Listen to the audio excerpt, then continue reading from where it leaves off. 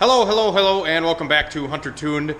Today, we've been messing with some stuff out at the shop. Me and Christine have actually been out here cleaning a little bit, and just kind of getting the shop cleaned up a little after working on a bunch of projects over the last few weeks. Shop got kind of dirty and dusty, so I kind of moved a lot of stuff out of here and swept the entire shop besides under the hatch, because that actually might be moving here soon, I hope. Hopefully the guy's not bailing on me, but hopefully the hatch will be moved and something else will be taking its place. My converter shipped today for the Mustang, so hopefully we'll have the Mustang up and running here very shortly. Here, we'll have it running here shortly. And I just have to get some pistons because debating on running these pistons. We have all the rods for the Mustang motor, the 4.8 liter. We got all the rods resized. We have bearings over here, so we have new rods and mains, and we got our crank polished and checked, so we have that all verified. And I still have to figure out what I'm going to do with the cylinder head here, where it got nicked up from a little bit of detonation. I don't know how I'm going to smooth out this, because I don't want to get the heads resurfaced, because it doesn't really need resurfacing. It just, inside the combustion chamber here is where it has some detonation markings from when the fuel pump was only running on one pump. Car ran lean a few times, and it nicked up number 7 there quite a bit, and number 5 I think. So number 5 isn't terrible. All the pistons are good besides number 5 here, which has some detonation markings on it. Which, I mean, I could run these and I think I'd be okay, but like Michael was telling me earlier, he's like, dude, just to be safe, if the car ever does mess up again or run out of fuel or something like that, the pistons are going to be gone. From the detonation is going to weaken the piston a little bit. So this is another one that got a little bit of detonation. This one is totally fine. I'd actually run this one. It doesn't look too bad. But yeah, this is the bad one here. This is the one that got nicked up pretty good. The ringlands are all still intact, but I mean, you guys can see maybe right here, the top of the piston into the ringland, just a very small bit did get hit a little bit with detonation. But like I said, I think I might get a set of pistons for this thing just to be on the safe side. So I'll have the same rods, new pistons, new rings, new bearings, and then, the same cam and stuff too. Same heads with the same valve springs, all that. But at least now we'll have good clearances in the motor, and the rods are resized, so that should help out keeping oil pressure in the motor. We also got new cam bearings installed into the motor, and we chamfered the crank. So like all these journals here on the crankshaft, we actually notched out a little bit. Me and the machine shop guy did this. Pretty much just take like a little grinding disc and you grind out the sides of the journal here for the oiling port, and it allows more kind of oil flow to the bearing itself. So we did end up doing that as well. Hopefully you guys can tell on camera. But hopefully that'll help kind of keep oil in the Mustang and keep it together, I'm hoping. I also got the dyno plates back down onto the ground. So this is just the diamond plating that sat around the dyno before. Instead of having the gaps all around the dyno, we have the diamond plating back down. And diamond plating was actually sitting over in this area of the shop for a while. It was sitting over in this corner. So now we have a place for the fan to go, the dyno fan, and then we got the diamond plating back down, obviously. So this is looking real good. I actually re-welded some of the plates back together with gas, because I know when I first put this together, my welder was out of gas and I was getting shit for welding it without gas. But we welded that shit back up. And me and Michael actually just had to sign his intake manifold. So this is Michael's Edelbrock Performer X off of his single cam, and we had to sign it because one of the subscribers is actually buying this from Michael. So he sold the intake manifold and throttle body, right? Yep. And he's going to be getting something else for a B series or K series, whatever he decides to end up doing. But yeah, so he sold the intake manifold and stuff. Did you sell the exhaust manifold yet? I have to send a bunch of people pictures. Okay, so Michael is working on selling the exhaust manifold. This is just like a top mount manifold. It's nothing too special. It's a CX Racing one, but it did hold up pretty good for him and made 500 horsepower. So, and it is a T3, T4, so it's got T4 flange and T3. For Josh. Josh bought the intake? Yeah. Okay, cool. You want to tell him about your valve that broke? Oh. It was an aftermarket Super Tech valve in Michael's head that caused all the freaking damage in his motor. Aftermarket valve broke. I've never broken a stock valve. I was telling Michael that I've never broken a stock valve. But yeah. And camera pick that up. Yeah, it says the SuperTech logo is on the top there. I don't know if it'll pick it up or not. So yeah, anyways, we got a lot of stuff cleaned up out here, and about to just do some maintenance on the WRX. I'm gonna pull that thing in. And Michael actually tore apart his first K-Series the other day too, so we got that over here. He got a K-Series motor from work and is kind of just tearing into it to kind of look at them and check them out a little bit, so that's pretty cool. He was doing that last night.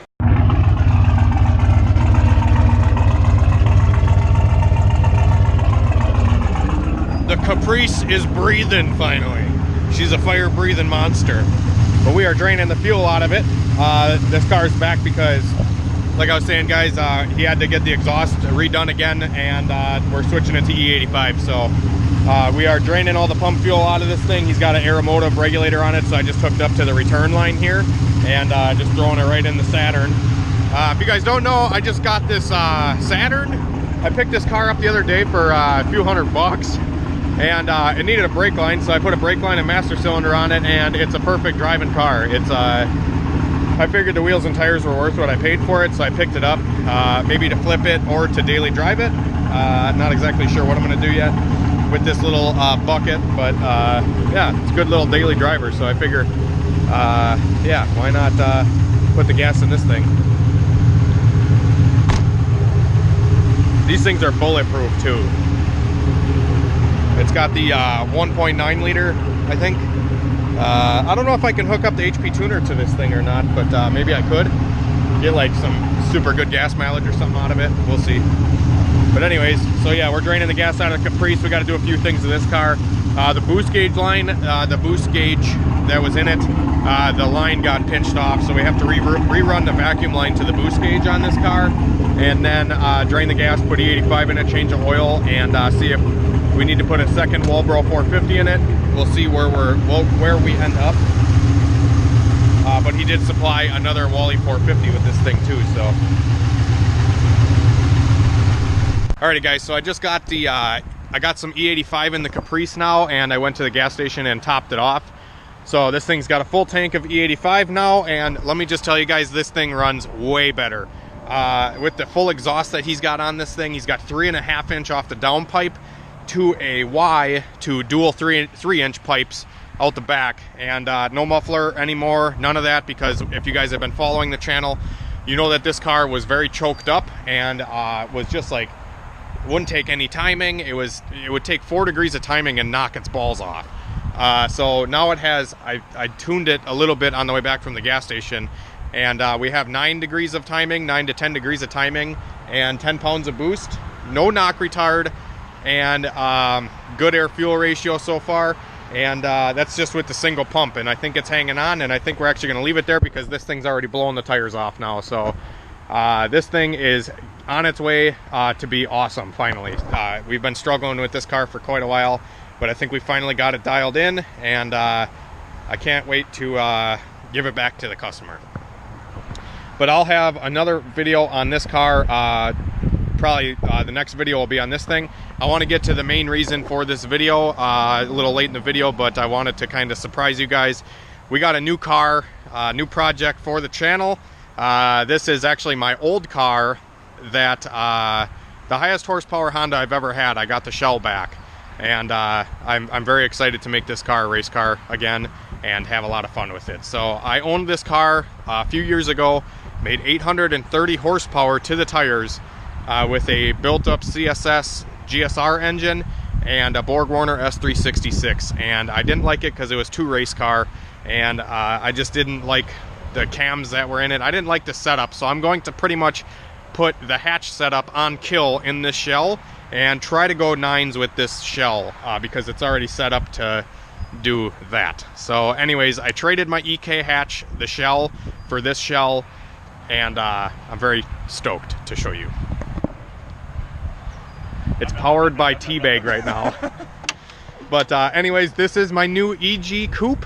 It has a wide 3-piece front end, carbon fiber hood, and is rust free. So this thing is awesome. Like I said, I did own this car a couple years ago. It's been through a few owners now, and you know, it's been traded around a few times, but it is back. So a little bit of details on this car is it's a EG coupe, as you see, wide front, has drilled and slotted brakes all around. It has a, I don't know exactly what wing it is, but it does have a drag wing on it. It is all paint matched. Has the rear diffuser on it. Has a kill switch already wired, just like my hatch did. A lot of the stuff that my hatch had, this car already has, or you know, was already done to it previously. So yeah, but anyways, I just threw my skinnies on the rear and then just some normal street tires on the front, but I do plan on putting the wide slicks up front. That way it'll kind of paint the picture a little bit better. Yeah, so awesome car. I'm super excited. We're probably going to repaint the bay and throw in an LS VTEC in this thing and shoot it to the moon. It has weighted traction bars, so like one of these is a filled, both of these are like a filled unit, so there is a weight. There was a weight plate on this car when I had it. It was like a 300 or 400 pound weight plate. That almost killed me. Yeah, yeah, we'll not go there. But this car did have a weight plate, like I said, and I kind of parted a lot of the stuff out that was in this car. Had a lot of good stuff in it, but we're gonna redo it. So like these welds that I welded right here on the hood pins. Yeah, we're gonna redo those. Right. I don't know if they're gonna last at 150. They might. Right. So we are going to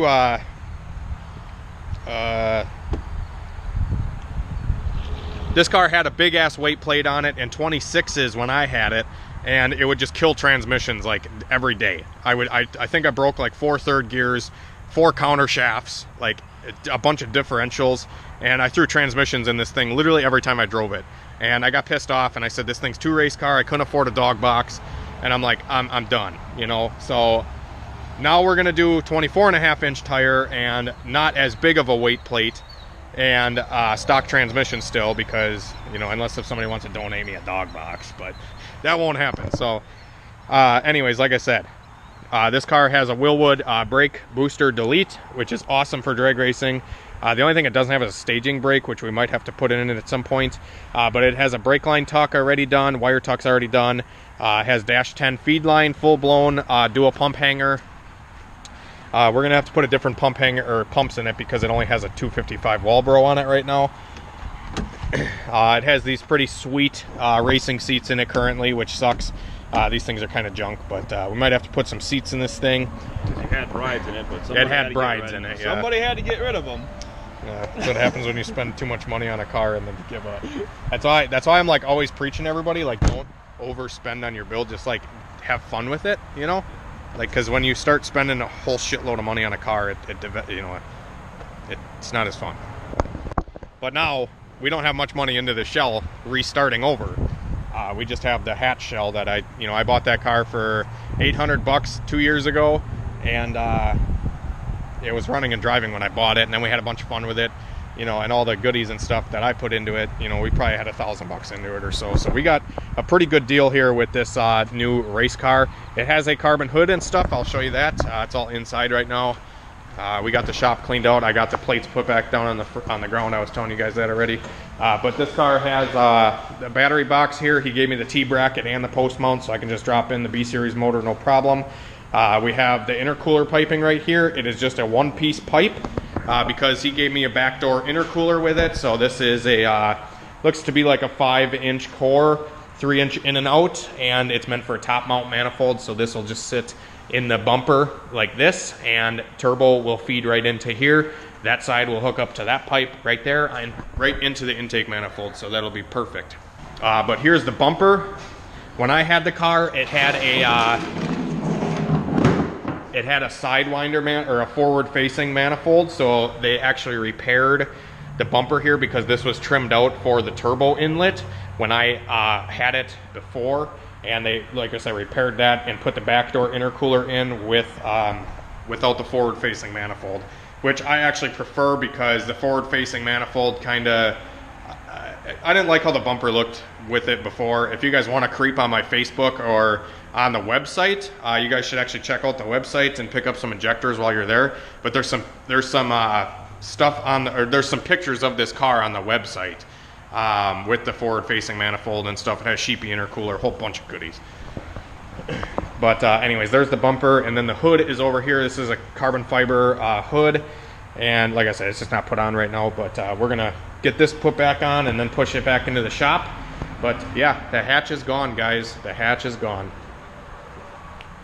I did keep my catch can off of the car too, so we have an Eric Orange built catch can that's gonna be going back in the new car.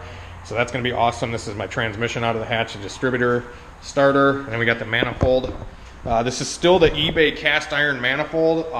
This is like a $340 turbo manifold, and I think they're actually in stock on eBay right now if you guys want to go pick one of these manifolds up. They're extremely durable for extremely cheap. So got that GT35 82 we're going to throw on that thing, and then this is my block that I'm going to be using. I have to hone this thing and clean it out still, and then yeah, we'll be all good to go. But this is the Chris Boyette block filled setup here.